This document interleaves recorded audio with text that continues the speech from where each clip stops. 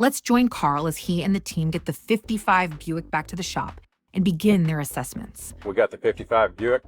We're headed back to Red Oak, start the disassembly process and the restoration of this car. Welcome back to Double Clutch.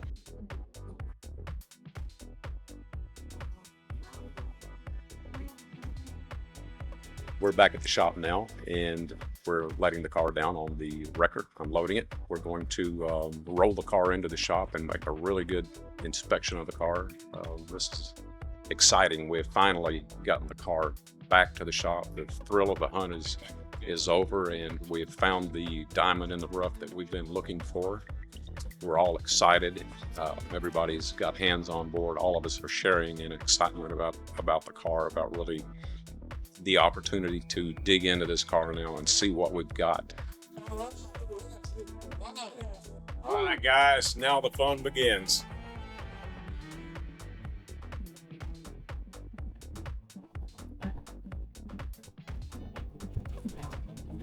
We're unloading the parts that we packed into the car for the trip home. We're anxious to see what we actually have. A lot of the parts are in boxes and buckets and tubs, and we need to take all of those parts out, inspect all of these parts, see what we've got.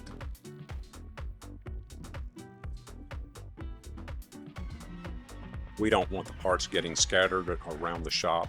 There are other cars in the shop.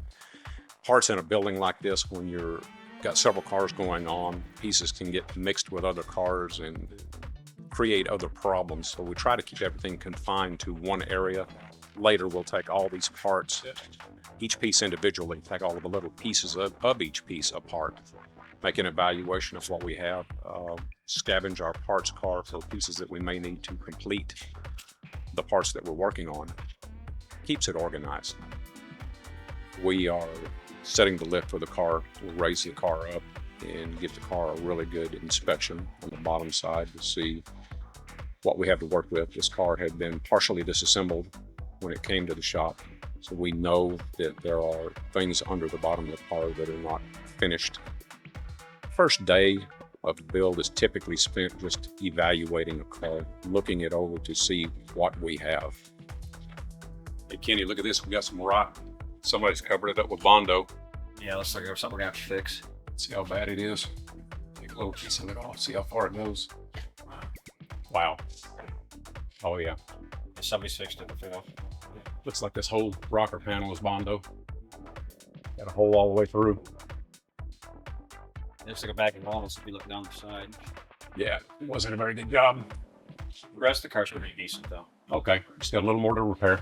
Yeah, Look at this dent in the door too. The door's bent on the bottom. It looks like it's dropped down because of the hinges are probably too low.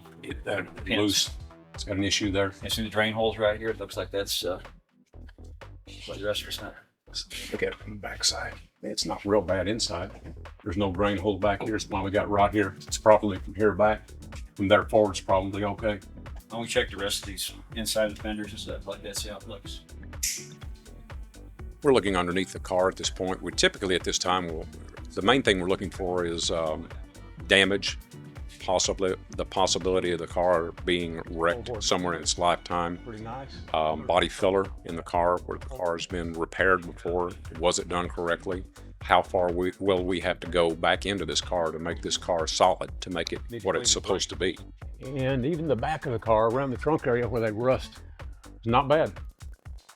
It's not bad at all. Sweet car, Bradley. You want to start it?